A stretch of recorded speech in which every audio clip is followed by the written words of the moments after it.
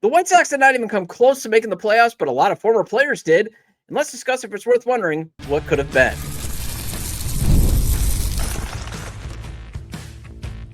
You are Locked On White Sox, your daily Chicago White Sox podcast. Part of the Locked On Podcast Network, your team every day.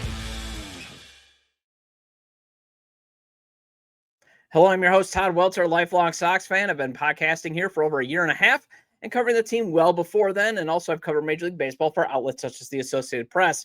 And thanks for making Locked On White Sox your first listen every day, part of the Locked On Podcast Network, your team every day.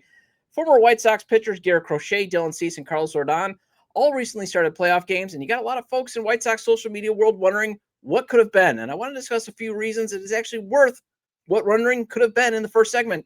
Then the final two segments will be your mailbag questions and comments since I didn't get to it on Tuesday. All right, so I've seen folks out there saying, is it regretful that the White Sox traded Garrett Crochet? What really could have been had the White Sox kept Crochet, Cease, and Rodon? And shout out to my buddy Bez and now colleague at OnTapSportsNet.com, because he did find that, there's a lot of former White Sox players in the playoffs beyond Crochet, Cease, and Rodon. And he tweeted this out at Bez Beyond the Pen. Here's the White Sox in the playoffs. And then for those watching on YouTube, he lists out who's there. You got Reese McGuire, Martin Maldonado, Andrew Vaughn, Rami Gonzalez, Gavin Sheets, Crochet, Cease, Rodon, Lucas Giolito, Jose Quintana. I don't know why he's got Liam Hendricks on the list since he's injured. You got David Robertson, Tanner Banks. You got a whole bunch of other relievers out there that are on playoff rosters now. But again, the most notable are Crochet, Cease, and Rodon. Since they all recently started playoff games, their teams won. And that has a lot of folks in the White Sox social media sphere wondering what could have been. Man, had they just kept these guys. And I think there's one reason that I saw on White Sox social media world, and that's Jordan Lazowski of Sox on 35th that pointed out, well, it's actually not worth wondering why. And this is what he tweeted out. I have the tweet for those watching on YouTube at JLazowski14, TBH. I often think about the fact that when White Sox fans make these tweets, none of them will ever involve the hitters for those years. And that's him quote tweeting Chuck Nasso at Chuck Nasso. Imagine if your team had a rotation of Crochet, Rodon, and Cease. And, I agree. I mean, the lineup was just so poor around those three pitchers that, it probably wouldn't have the impact that you would have right now, at least in 2023 and 2024. Obviously, he had a great lineup in 2021, but Crochet wasn't starting, and Cease was still not Cy Cease yet. But then I thought, there are three reasons to still wonder if the White Sox actually would have still had a good team had they not let these guys get away. And it's worth pondering and or at least allowing your heart to be guarded during this rebuild, this current rebuild, because a lot of these players had to go because of three reasons. One, the supporting cast was never good enough because the team was terrible at drafting and international free agent signings. And then they were very weak in player development. So you had to leverage a lot of these guys as trade assets to get more players. Two, some of these players thriving elsewhere speaks to the club's inability to salvage careers and how far behind the organization is at getting the improvement needed out of those players to be contributors on good teams, where other clubs can do that now. Three, they were never going to pay the market rate for Crochet and Cease to be extended. So that was part of the logic of why they had to be traded. Trade them while their value is still high. Instead of, though, completely dunking on the franchise's past failures, I more want to go over how those reasons are things that you hope this rebuild fixes. And I get it's going to be easy to be skeptical because three of the five parties responsible for the White Sox mess are still in the organization. Chris Getz, Tony La Russa, and owner Jerry Reinsdorf. But you got to hope the adults, GM Chris Getz, brought into the room can help Getz clean up the mess. Because remember, he was in charge of player development prior to becoming the GM. And yeah, he played a role in, obviously, as I discussed. But the poor drafting and international free agent signings kind of mitigate, like he can still hide behind, well, you didn't give me much to work with. And I think you got to give him a little bit of credit for recognizing, you know what, I got to bring some people from outside the organization with fresh ideas and from organizations that have, won things to hopefully turn this thing around. But you can still be skeptical because the owner who's ultimately responsible for this mess, as many, the Athletic wrote last year in 2024, he's still going to be in control for 3 more years. But when it comes to the drafting international free agent signing problems, that kind of, when you see all these guys now gone because they had to be leveraged to get players from other organizations because they just could not draft or internationally free agent sign the talent, I think you can start to feel good with Mike Shirley running the draft room now. I mean, at least you can feel good because he keeps showing that he has a good draft process. And remember, that's basically all him and his scouts can do. They can identify the talent, and they should stick to a process like drafting up the middle, and when all else fails, deviate to a pitching, that type of stuff. But once he picks the guys, it's up to the development team to take over. And I do think having Paul Yanish, Brian Bannister, and Ryan Fuller come in from outside of the organization and the technology upgrades at least gives the White Sox hope they can develop players. But again, your scrutiny is fine. You can still be like, I'll believe it when I see it. That's okay.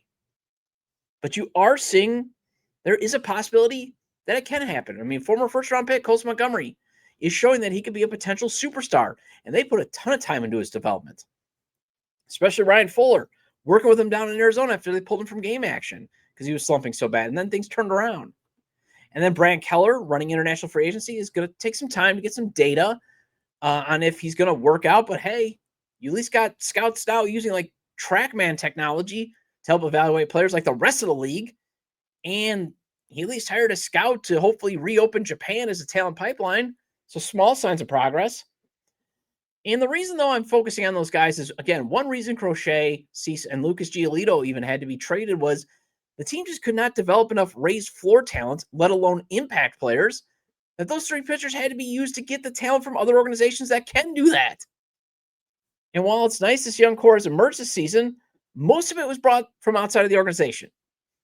Kyle Teal, Edgar Caro, Chase Mydroth, Miguel Vargas, Jordan Leisure, possibly Curtis Mead if he has a good first half, all brought in by trading away veteran players. Shane Smith, Rule 5 pick. Mike Vassell, waiver claim after the Rays took him in the Rule 5. And that's not to say trades and finding guys in the Rule 5 is like the worst way to bring in talent. I mean, those are talent pipelines you use to build up a roster, but you need to draft and sign international free agents to help sustain a successful roster. Otherwise, you're going to be in a perpetual rebuild because you're going to have to keep leveraging your venture talent in trades to get young talent. It should be the other way around. Where you have the young talent to acquire key veterans that put you over the top, like the Padres and Boston and the Dodgers. And then you see Gavin Sheets, Andrew Vaughn, and Rami Gonzalez all being the better versions of themselves elsewhere. And to me, that speaks to why it's important that the club improves the player development at the big league level. Because you saw 3 players never improve to the point that it made, never improved to the point where it's like, hey, we got to keep these guys. It made it to the point where we got to move on. And they go to contenders, and suddenly you see them become viable big leaguers. So that's why I'm hopeful Will Venable, Brian Bannister, and Ryan Fuller can also come together to find a pitching and hitting coach and additional supporting coaches to help this young core take the next step towards become winning players. Now, Jerry Reinsdorf's unwillingness to spend on pitching, though, that will always play a role in the team inevitably having to trade players away. It's one reason Cease had to go. It's why Giolito had to go. And it's why Crochet, and I talked about it extensively yesterday, had to go. It's his tale as old as 1997. Now, the mitigating factor, though, is Jerry is hopefully bought out by Justin Ishbia in 2029. And then hopefully the one fix is he'll start paying those extensions that are needed to keep the elite talent that hopefully this club produces. Well, I did get to talk, I didn't get to talk you off Tuesday as I had Kyle Williams on the show, so I'll do your mailbag comments and questions after the break. The NFL season is here, and FanDuel has an offer you don't want to miss. Right now, new customers can bet just $5 and get $300 in bonus bets if you win. That's right. Pick a bet, put down $5, and if it hits, you'll unlock $300 in bonus bets to use across the app. FanDuel gives you so many ways to play. You can build parlays, you can try player props, and you can even follow the live lines during the game. And I've always been saying, FanDuel's traditional money lines, the over-unders, and the spreads, they are fun to play. But if you want to win big money or at least double or triple your cash, play the parlays, the props, or the futures. They're running a same-game parlay for tonight's San Francisco and Los Angeles game with Kyron Williams, Christian McCaffrey, Puka Nacua, and Devontae Adams all scoring an anytime touchdown. The last time I checked it, the line was at plus 1453. And if you put $10 on that and it hits, it will pay out $145.36. And FanDuel makes watching football even more exciting when you've got a little something riding on the action. So, what are you waiting for? Visit FanDuel.com to download the FanDuel app today and get started.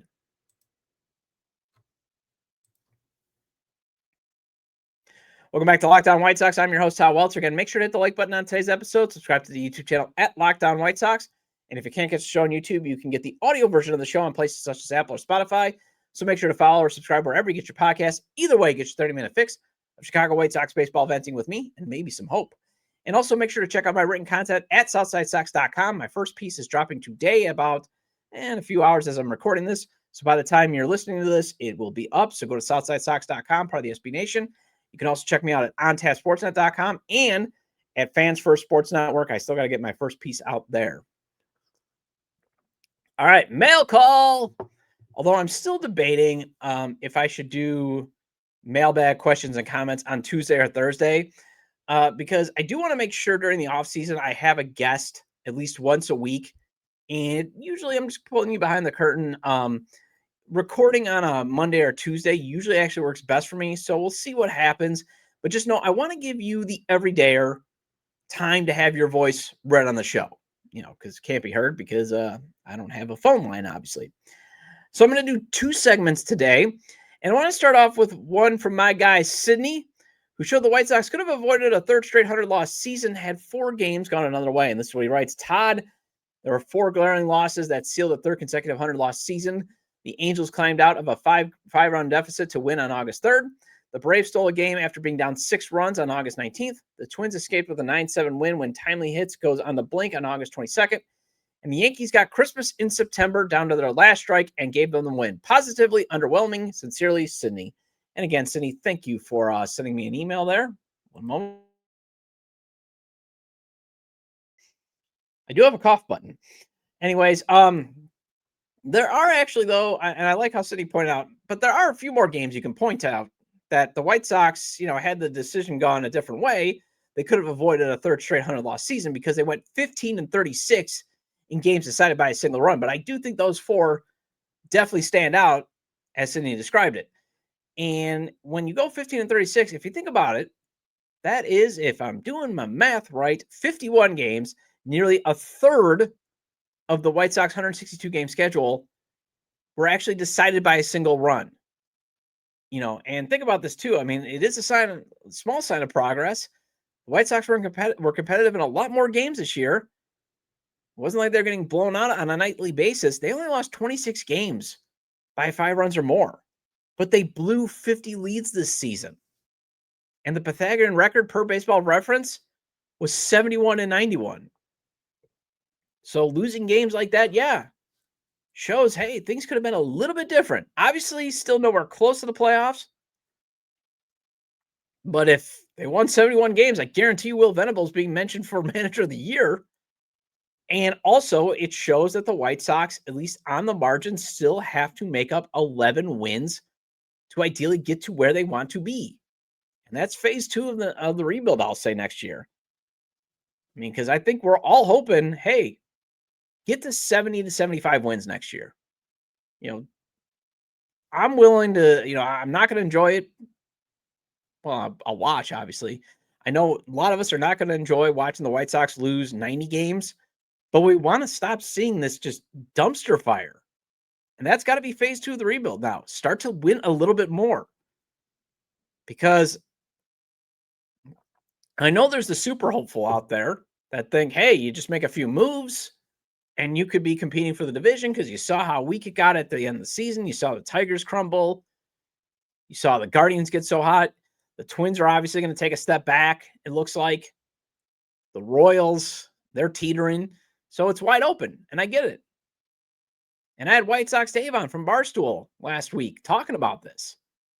But if you want the process to be sustainable, you might not want to take shortcuts. And again, I don't see the owner authorizing shortcuts. So what you want to hope for is can you at least take the next step in winning and win 70 to 75 games? Set it up for then 2027 and 2028 being the years that you start to compete and be competitive.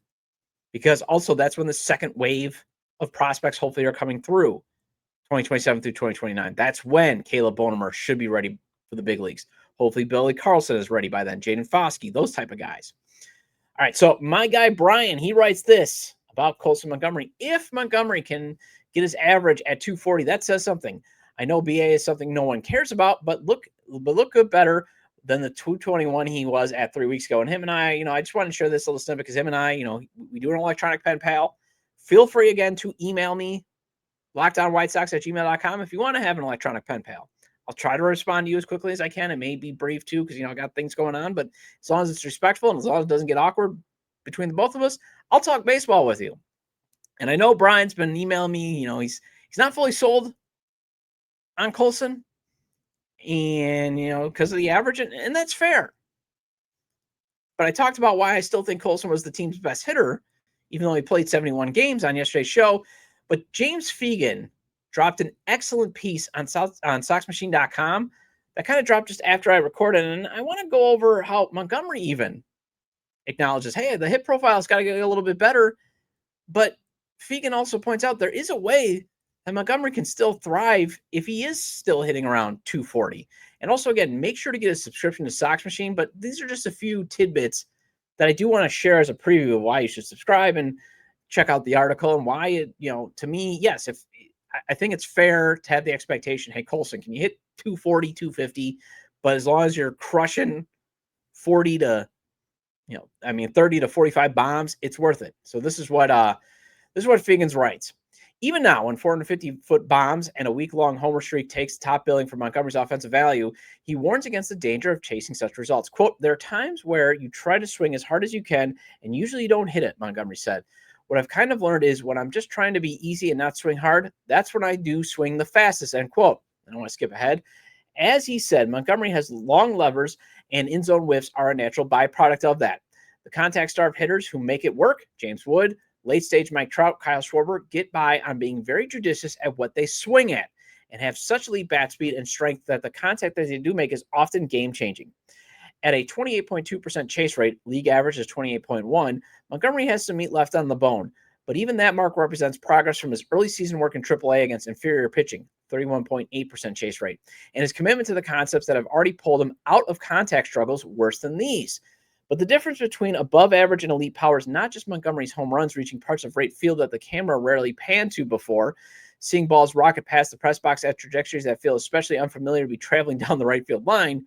Because it makes Montgomery's contact a grade more valuable, he can still be a viable offensive contributor while making less contact than most, and even every tick he's able to increase, it offers more enormous potential. So, again, that's the other thing I like about Colson Montgomery. He keeps showing he's self-aware. All right, quick timeout, but I'll have more of your mailbag questions and comments, and that's coming up after the break.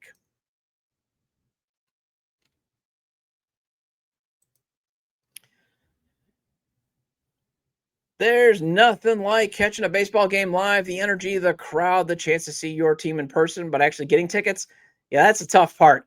Queues, login screens, surprise fees, it takes all the fun out of it, and that's why I use Game Time, the app that gives you the advantage back to the fans. Game Time is fast, easy, and backed by the Game Time guarantee. You always get 100% authentic tickets delivered on time and at the best price, plus all fees are included, so the price you see is the price you pay. Think about it. Fees are included.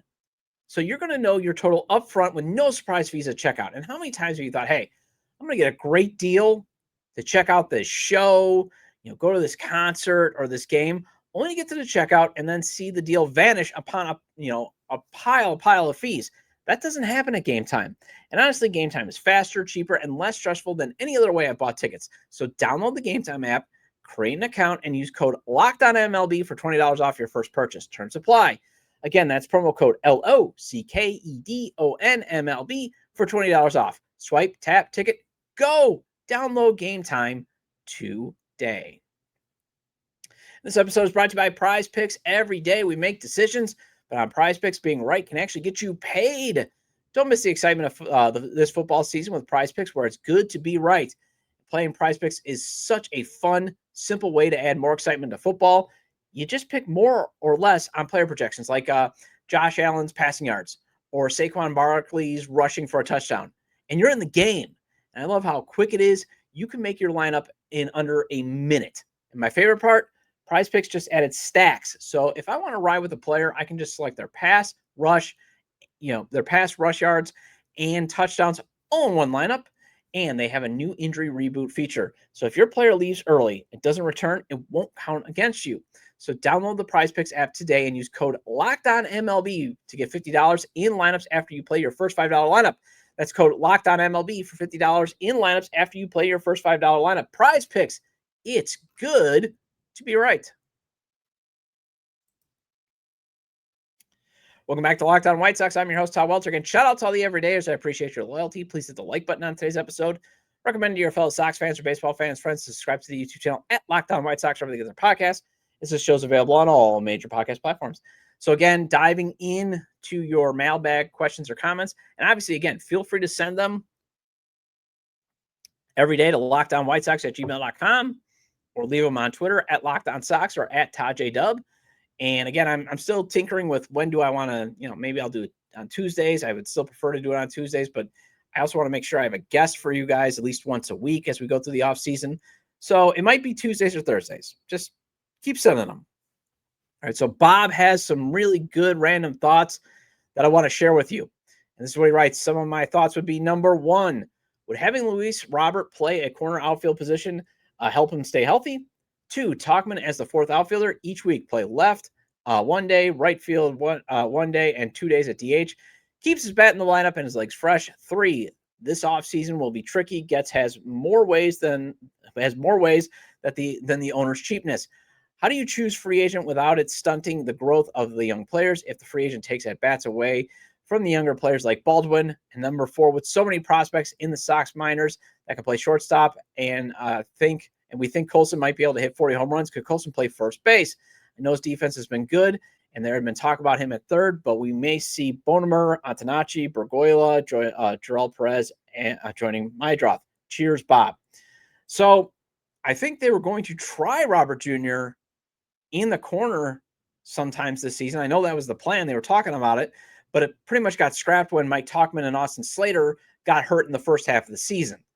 And therefore you needed Robert to stay in center. I think, one of the reasons why they probably signed Michael A. Taylor was to provide cover had they traded Robert Jr., before spring training or during spring training. But since they didn't, I think the other option was, okay, we'll have him play center. We'll put Luis Robert Jr. sometimes in right or even in left on days we want to sit Benintendi or we want to sit Tauchman, and there isn't the matchup to have Slater, or you put Slater, say you're facing a lefty. I think ideally they would have had Slater in left, Robert in right, because they could both crush lefties, because there was talk of, hey, how can we keep Robert Jr. off his feet a little bit? But then, Slater misses a few weeks with a torn meniscus. Tauchman misses a first couple of weeks, and then some more time with that hamstring strain. So I don't think they could really do it. But I think if the depth they hopefully bring in the offseason, hopefully they bring in the same amount of depth in the outfield like they did last offseason. I think, and then that depth stays healthy, I think you could see Robert playing some time in right. Tauchman 4 days a week seems logical. However, I would say 5, because you really want that professional bat in the lineup. Excuse me, guys, one moment. Sorry, I had to hit the cough button there. But I want his professional bat in the lineup as much as his body will allow it. And also, again, we're going to just have to see what outfield depth the White Sox bring in. I do think if Braden Montgomery is ready to take over right field by the trade deadline, that's when you can actually sort of entertain maybe playing Tauchman 4 days a week, kind of power him down, or again, try to trade him at the trade deadline if he's willing to go to a contender. For the veterans that they bring in, maybe in the outfield, I just view it as more of if you can find a short-term talent upgrade to help the core learn how to win some of these tight battles more, I'm for it if it does kind of maybe eat into, Brooks Baldwin's at bats, because you got to remember, citing, for example, citing Baldwin, I think they view him as, the next Larry Garcia. I mean, they basically said it. Stephen Watson, when I was down at Podcast Fest, when he was on with other shows, was saying like he kind of saw more of that Ben Zobrist, jack of all trades type of player in Baldwin. So it's not like, they want to try to get him in the game, but it's not like they're valuing that, hey, he's got to have, 6 days worth of at bats. Maybe I'll say this too. You can also get Baldwin at bats if you're viewing him in that Larry Garcia, Ben Zobrist ceiling type guy by just making sure he keeps his infield glove and that you don't add a veteran like Josh Rojas who wastes your time. And then finally, Colson moving off a shortstop, I believe, is inevitable. So there's nothing wrong with suggesting first base, because I've said it's inevitable, and not because he can't play shortstop. He's proven that. I've been saying Billy Carlson, this year's first round pick, if his glove is that elite, and if he can get his bat to match the eliteness of his glove, he's eventually going to move Colson to third or first. So why not next season have him try out a first base glove at some point? I don't think that's outrageous. And again, what you pointed out, I mean, there's still some guys in the minors that have the possibility to at least raise your talent floor, potentially be really good contributing pieces too. Again, Sam Antonacci could be that bat to ball player, that bat to ball bat that the ideal White Sox lineup needs. They need at least, I've always said they need at least 3 to 4 of those guys. Jarrell Perez could be a slugger. Although again, I've said with him and like William Bergolla, maybe you might want to move them to the outfield. But Bergolla, again, he could be another one of those bat to ball skill guys that they need.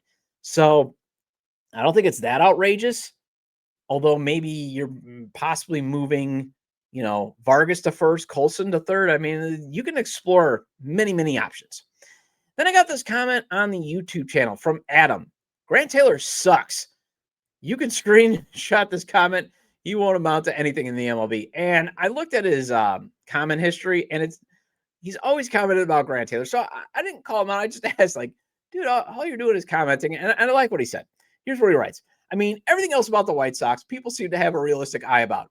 Grant Taylor is the only White Sox player people seem to think is so great when all he does is strike out a few people and give up a boatload of runs. It's the only topic I disagree with the mass about. Therefore, that ends up being all I seem to comment about, LOL.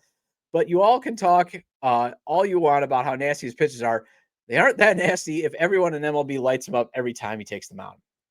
And him and I had a nice discussion. I do think, to be fair to Taylor, the reason why some people are like, I'm so excited.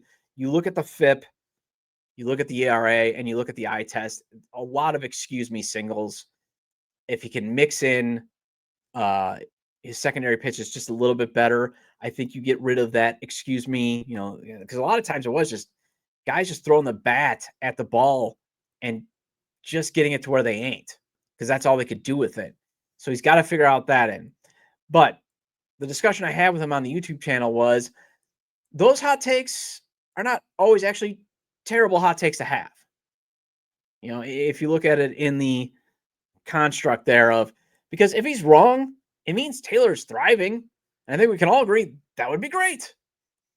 So that's why I wanted to share that more on, if you're going to take a position or have a hot takey position, analyze if you are wrong and things turn out all right, then it's actually not the worst position to take, because you're always going to have the mitigating factor of it turning out all right and it being nice. That's a good mitigating factor.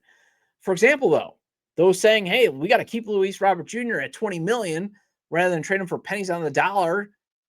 Well, if he gets hurt again and it's a long-term one, like say Yohan Moncada in 2024, then you will lose him for the buyout. And that could be potentially franchise crippling. You will lose him for nothing. Some of you want that to happen, but I would have still rather tried to go for it. So that's kind of why I wanted to share that. And then I'm sorry, I'm running out of time there. Roger, he tweeted something out about he wanted to know the difference between ARB and pre-ARB and who that is. Again, the difference is if you have less than 3 years of service time, you just basically can't negotiate your pay unless you're a Super 2 where you achieve certain milestones.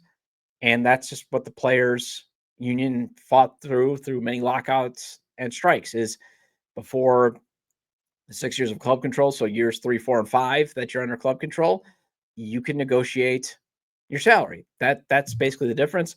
And I've always said it comes down to what motivates players. If it's mostly money, don't ever extend them.